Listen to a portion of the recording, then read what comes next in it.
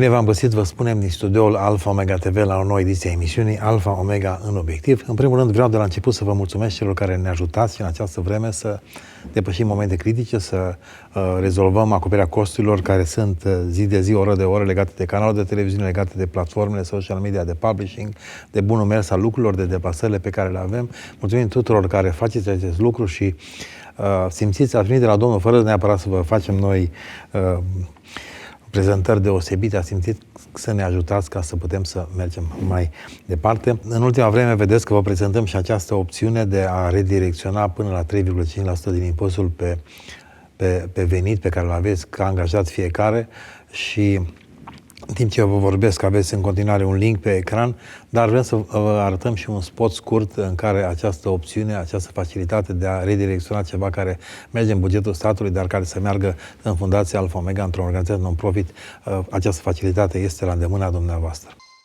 Vieți transformate, destine schimbate. O viziune pentru o națiune atinsă de Dumnezeu. Prin programele și proiectele Alfa Omega TV, români de pretutindeni sunt mântuiți, încurajați, vindecați și eliberați. Împreună cu Alfa Omega TV și tu poți să faci misiune prin media. Așadar, puteți să redirecționați 3,5% din impozitul pe venitul dumneavoastră, pe salariul dumneavoastră, care merge la stat oricum, nu vă costă nimic. Dacă aveți neclarități, intrați pe site-ul nostru, din nou este site-ul pe ecran, să dați un telefon la telefonul de pe ecran, colega noastră vă va da informații necesare, poate chiar vă va trimite niște formulare completate pe jumătate ca să le semnați și să le returnați înapoi sau sunt diverse alte facilități.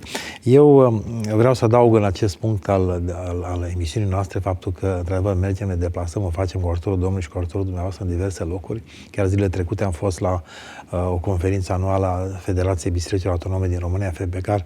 Dacă n-ați putut să fiți, să n-ați putut urmări, aveți un link de la un playlist care se generează automat, în care sunt toate sesiunile, sunt puse acolo. Puteți să reurmăriți dacă sunteți interesați la acest link. De altfel și alte evenimente, și alte conferințe comasate, și alte sesiuni sunt grupate pe playlist-uri, sunt grupate pe zone, pe canalul nostru de YouTube, le puteți urmări și acolo. Intrați, urmăriți-l, aveți adresa de YouTube, puteți multe lucruri să le vedeți acolo, sunt sute și sute de înregistrări de emisiuni mai vechi, mai noi, puteți să le revedeți cu mare bucurie. Și vreau să facem în această emisiune să fie mai scurtă ca de obicei, pentru că vrem să înserăm un modul video mai lung de un sfert de oră al lui David Herzog. David Herzog este un scriitor și un slujitor al Domnului mai deosebit, implicată mult în vremurile de pe urmă. Noi am publicat 2 cărți cu David Herzog, vi le prezint și acum și o să le prezint și ulterior. Una este Curtea de Justiție a Cerului și a doua este Invazia Gloriei, umblarea sub un cer deschis, cartea lui, deci, cum chiar el mărturisește, cea mai larg distribuită. Acesta este David Herzog, un cercetător, un preocupat, un creștin preocupat de vremurile de pe urmă, de modul în care Dumnezeu își revarsă gloria sa în vremurile de pe urmă. De curând, el a primit așa un vis pe care l-a mărturisit pe social media și pe care noi l-am preluat și l-am tradus. Vrem să-l înserăm în această emisiune. Third day into the fast, I have this very clear prophetic dream.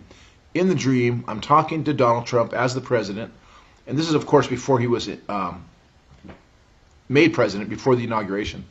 And I said to him, Mr. President, what are you doing about the third temple in Jerusalem? He looked at me very shocked, like surprised that I would even know anything about this.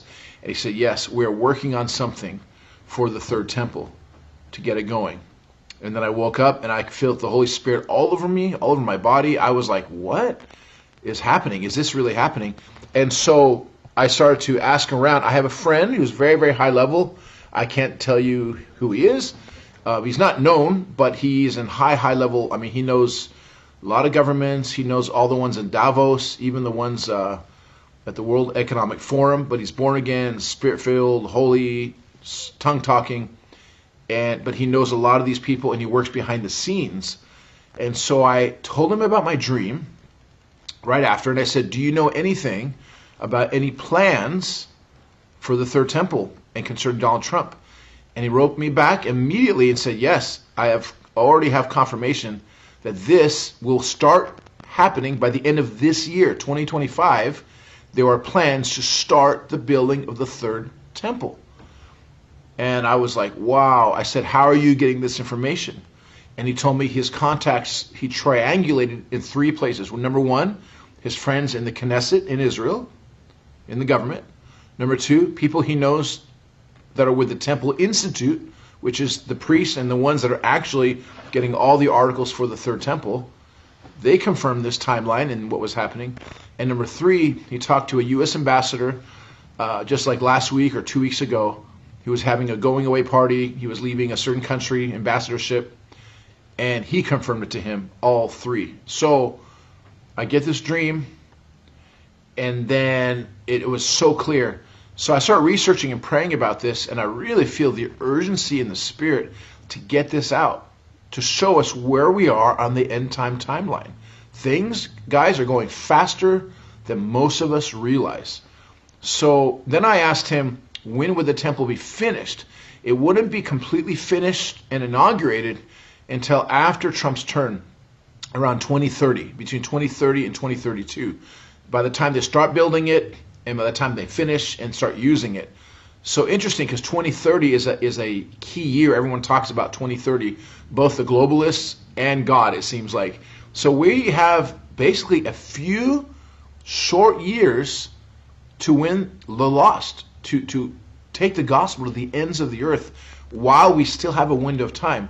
But I want to get into this a little bit more. So it's been prophesied that Donald Trump is like a Cyrus.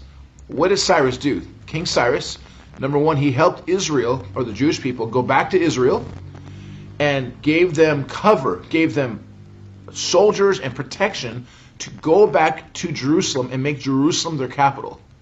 And Trump declared that Jerusalem is the capital of the Jewish state, and he's the first president to move the embassy. We moved our U.S. embassy to Jerusalem.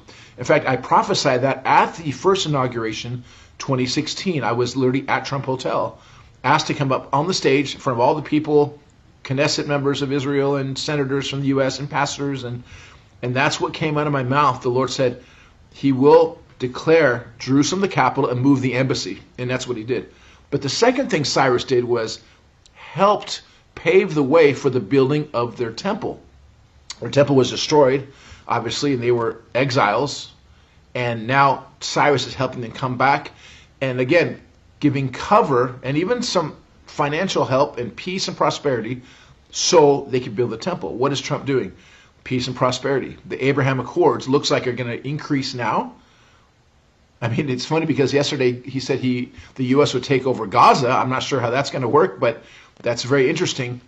It looks like a short time of peace and prosperity, a couple years, under the Trump administration for Israel to fulfill end-time prophecy.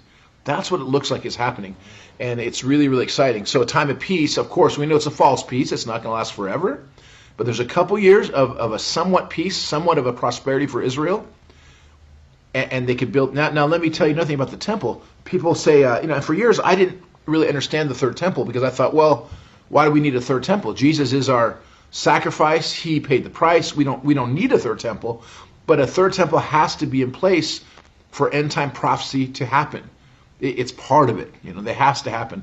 And people ask me, does the Dome of the Rock, the mosque in the old city, in the place where the temple is, or near it, does it have to be destroyed or earthquake? No, it doesn't. In fact, I'm going to read to you a scripture in Ezekiel that talks about both the Dome of the Rock and the Temple Mount being together on that temple, which would make sense if there was an Abraham Accord of Saudi Arabia, and maybe the Saudis say, well, let the temple be there, but the mosque has to be there too. Ezekiel 42:20 said he measured the 4 sides. It had a wall round about 500 reeds long and 500 broad to make a separation between the sanctuary and the profane place. Now, in the first and second temple, there was no pagan temple next to the temple of God where they had to put a separation. So the profane place would be the Temple Mount, the Dome of the Rock, which the Antichrist profanes. It's also called the Court of the Gentiles. Where that Dome of the Rock is and where the temple is going to be are 2 different spots. When you're on the Mount of Olives looking at the Temple Mount, which is most pictures that you see, the actual temple, the third temple, would be to the right of it, not right where it's at. That's actually where it would be. Where the Dome of the Rock is now is the court of the Gentiles. Revelation 11:12. But the court which is without the temple, leave out. I'm going to read that again. The court which is without the temple, leave out, measure it not, for it is given unto the Gentiles. And the holy city shall be tread underfoot for 42 months. So, why do we need a temple? Let me explain to you the importance of the third temple. It's not for our salvation, because Jesus is our salvation. His blood is the only blood that can forgive anyone of sin. But the temple has to be there for the Lord's second coming. Without a third temple, there's no second coming of the Lord. It's really, really clear in the Bible. And so I'm going to read you some more scriptures that prove that here. So it does not say, by the way, that the Antichrist will defile the Dome of the Rock. It says they refer to this temple as the temple of God, and that the Antichrist defiles it. So God allows this building of this third temple for his end time purposes. And 2 Thessalonians 2:4, he who opposes and exalts himself above all that is called God and worship, so that he sits as God in the, now watch this, in the temple of God, showing himself that he is God. So it's listed in the Bible as the temple of God, or it's a temple built for the God of Israel. So what defiles the temple isn't the fact that they have a third temple, but that the Antichrist sits there and says he's God. So obviously we can understand what that is. So basically, in the end times, the disciples asked Jesus, okay, when are you, okay, you're going to leave. All they know is Jesus is going to leave. Jesus says, I'm leaving, but I'll come back. So they ask him, when are you going to come back? What will be the signpost of your coming back? And so this would be, where we are now is the beginning of sorrows. So as well, there'll be wars, rumors of wars, which you've always had, but they're increasing, right? Earthquakes in various places, which we're seeing as well, which we've always seen, but they're increasing. Persecution, false prophets, that's starting to really increase. All this culminates, and then there's two big events at the end of the beginning of sorrows. But Mark 13:14, when you see the abomination of desolation, spoken by Daniel the prophet, standing where it should not be in that temple, let them that are in Judea flee to the mountains. So it's talking about believers, things to look for. So when they ask Jesus, when are you coming back? He mentions the wars, rumors of wars, persecution, all that stuff. And he goes, and this gospel shall be preached in all the earth. But then he mentions two big ones. He says, not to be deceived. Let me just get this here real quick here. Not to be deceived, that the great falling away comes first, and the man of sin or perdition is revealed. So those two things have to happen before his second coming. So, and it's telling you what to watch out for. Watch out for earthquakes, watch out for persecution, false prophets, a great falling away. Watch out for a man of sin being revealed. So where are we right now in the end time timeline? We're at the beginning towards the end of the beginning of sorrows, which is like we're seeing wars, rumors of wars, pestilence, persecution. And then if you keep reading Matthew 24, it goes into, and the gospel being preached in all the world, and this gospel is preached in all the world. Okay, but the last two verses of beginning of sorrows in Matthew 24 would be the great falling away and the man of sin revealed. So my point in sharing all this is to show you how close we are to the end times. Whatever you believe about when he's coming, things are happening fast. The temple, possibly this year, I don't doubt anything right now, especially with this administration. By the end of this year, it could be announced that they're going to start the building of a third temple. Now, will we still be here? Most likely, yeah, because Jesus said to watch for these things. Will we be here to see the beginning of the building? Most likely, yes, of a third temple. How long that could take, we don't know. It could take 5 years, 4 years, 10 years. My contacts are saying they believe it'll be ready by 2030, which is a really interesting number, between 30 and 32, when that would be ready. So, and then of course, we know from the Bible that they'll have animal sacrifices up there. Halfway through that, the Antichrist will stop the sacrifices, say that he's God, and then you know, okay, and it says to watch out for these things.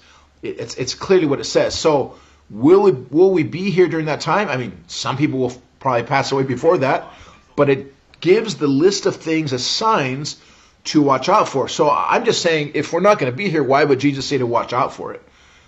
So we possibly, it looks like we could be here to see the building of it, which I don't doubt. And even someone who says, I'm God, and sits in that temple. We don't know who that is. No one knows right now who that is. Even the person who that is doesn't know it's him, probably, because this person, who this Antichrist figure, is a normal guy that people would know, gets killed, and resurrects. And I believe that's when the spirit of the Antichrist comes into him and takes his body, and then he becomes the Antichrist. So no one knows. Probably not even the person that's going to be the Antichrist knows it's going to be him. So my bottom line is this: souls, souls, souls. That's the main thing Jesus is mentioning in these things. Look at these signs, but this gospel of the kingdom shall be preached in all the world. The end is not yet. It's closer. It's not yet. We don't have a temple yet. We don't have a guy saying he's God on the temple, but we're getting closer. So what is our job right now? Is it to argue about pre-trib, post-trib, pan-trib? No. It's to win the lost. It's to get people saved. We're doing about 14 international things this year. Most of them are crusades, large evangelistic events in the nations, like all South America. We're going to Asia, the Polynesian Islands. We're going to the Middle East. We're going to a lot of places this year. And so God is just in a hurry to win the lost. Nations are opening up. Muslim nations are opening up.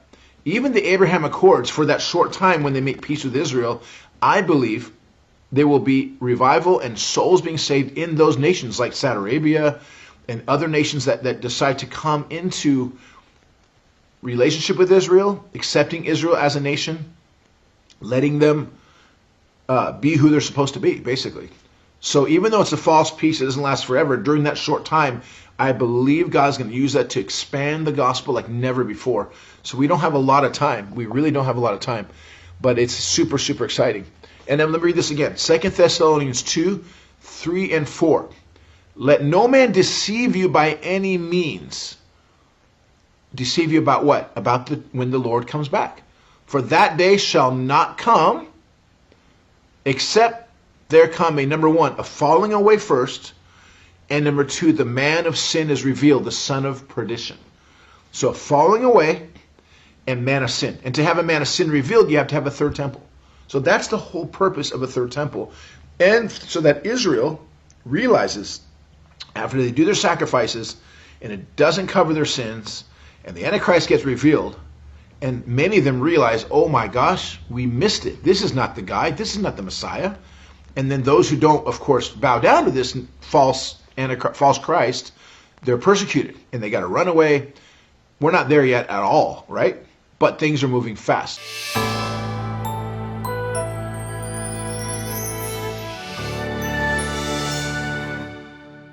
A fost David Herzog cu o scurtă contribuție pusă de el pe social media, pe unul din canalele lui, înregistrată chiar cu telefonul mobil. Ați zis să urmăriți această emisiune. Luați, analizați, treceți prin filtrul dumneavoastră, tot ce a spus el acolo, a primit un vis de la Domnul. E o persoană care, dincolo de vise, de revelații profetice, are bază foarte mare în cuvânt, mai ales în ceea ce privește vremurile de pe urmă. În acest moment al emisiunii noastre vreau să vă prezint câteva cărți.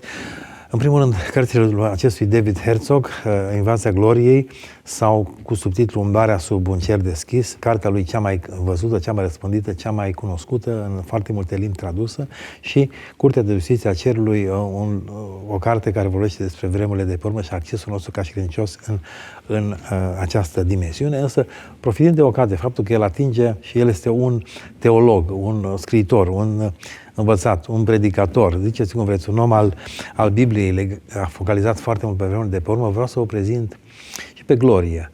Foarte mulți dintre noi au rezerve când ne vorbim despre glorie, despre slavă, care aceeași lucru înseamnă de la introducere mai slavonă. Același lucru este.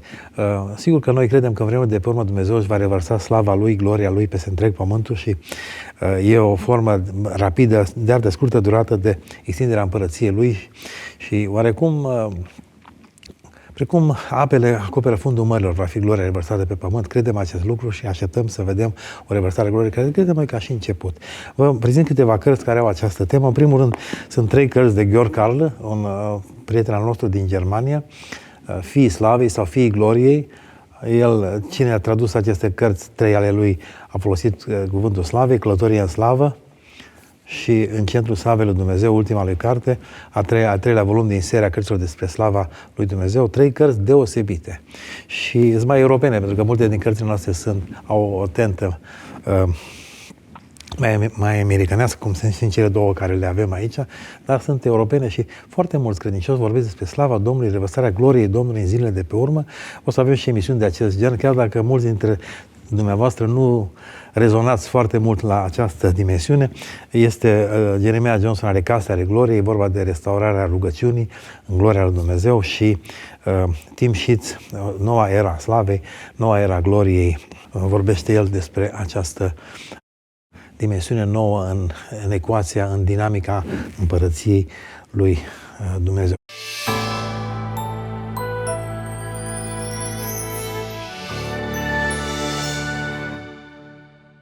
Și acum obișnuitele opinii de la cei care urmăresc Alfa Omega TV, care ne încurajează, care sunt alături de noi, opinii înregistrate cu ocazia diverselor evenimente la care suntem parte, la care participăm cu echipa noastră, filmăm, înregistrăm și vă difuzăm și dumneavoastră aceste imagini. Alfa Omega în opiniile și în perspectiva câtorva telespectatori.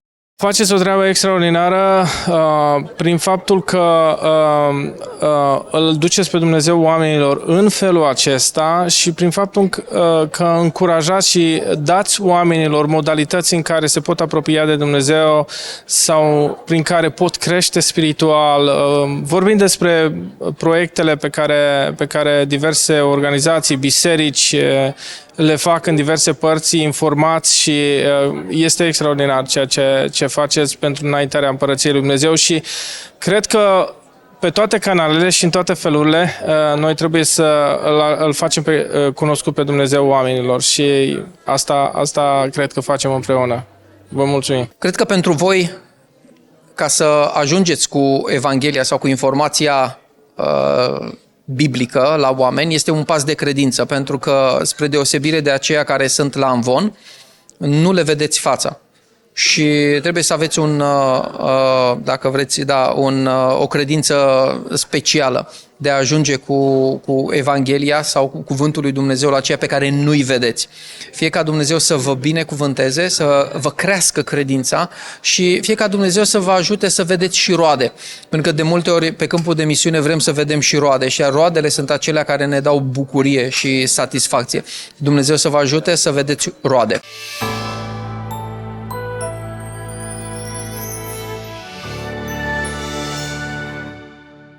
Au fost câteva opinii despre Alfa Omega TV. Vă încurajez pe dumneavoastră să fiți alături de noi în modul în care puteți, și financiar, și prin rugăciune. Aveți un link în timp ce eu vorbesc despre cum și în ce mod puteți să fiți parte din lucrarea Alfa Omega TV.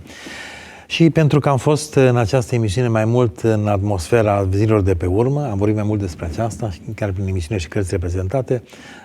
Sigur că nu putem să vorbim despre vremurile de pe urmă fără să-l amintim pe Amir Tsarfati. Eu, în primul rând, vă aduc aminte din stocul pe care îl avem de resurse gratuite, cartea aceasta, Descoperirea lui Daniel, de Amir Tsarfati, ultima lui carte, publicată de noi, carte de revelație despre vremurile de pe urmă. Este în continuare gratuită, atât pe finalul lunii februarie, cât și în luna martie, gratuită pentru cei care recomandă o carte din ceea ce avem noi în librăria Alfa Omega TV. Aveți linkul librăriei dacă vreți să comandați anumite cărți, dar dați un telefon și la fiecare comandă, cât de mic o fi, orice broșură cumpărați de la noi, primiți această carte în mod gratuit. Pentru finalul emisiunii am pregătit o scurtă rugăciune a lui Amir Tsarfati. A fost la noi în studio de mai multe ori, anul trecut a fost aici și am înregistrat cu el mai multe emisiuni. La realitate și perspective, în finalul unei dintre emisiuni s-a rugat pentru România și cred că mai potrivit ca oricând e acum această rugăciune când ne rugăm cu toții pentru situația de România, pentru alinierea României la planul Domnului, pentru o raportare corectă, biblică la Israel în vremuri tulburi de reașezarea unor lucruri, atât pentru noi ca români, cât și pentru întreaga Europa, cât și pentru întreaga lume și mai ales pentru Israel și Orientul Mijlociu. Amir Tsarfati, cu care încheiem această emisiune. Eu vă binecuvântez de aici, din studio Alfa Omega TV, și mă rog ca Domnul să vă alinieze inimile Lui la voia, inimile dumneavoastră la voia Lui pentru aceste vremuri. Dumnezeu să vă binecuvânteze. Amir Tsarfati. Father, I thank you so much that we live in these amazing moments in history. We know that the only nation that is promised a national salvation is Israel. But we also know that in every nation you bought for yourself sons and daughters. We ask, Father, that Romania, which is a super strategic nation, as you can find Romanians literally everywhere. And when the gospel prospers here, it will prosper everywhere in Europe and around the world, because it will reach Romanians all around the world. Father, I pray that your word will prosper, that people will be saved radically here, and that that message will go out to Europe and the rest of the world. But I know, Father, through your word, the mystery of lawlessness is already at work, and this nation or this continent is not going to be completely born again, spirit filled. But we know our task, and we ask, Father, now that more and more Romanians will come to the knowledge, saving knowledge of Jesus. And as we just read from 2 Peter chapter 3, you are not late, as some people think you are, but you are long-suffering, not willing that any should perish. I pray for the leadership of this country to become bold when it comes to Israel, and I pray for the churches here to teach the word and not to hide the word from the people, to boldly teach the full counsel of God. I thank you and I bless you in the name of the Holy One of Israel, Jesus. Amen.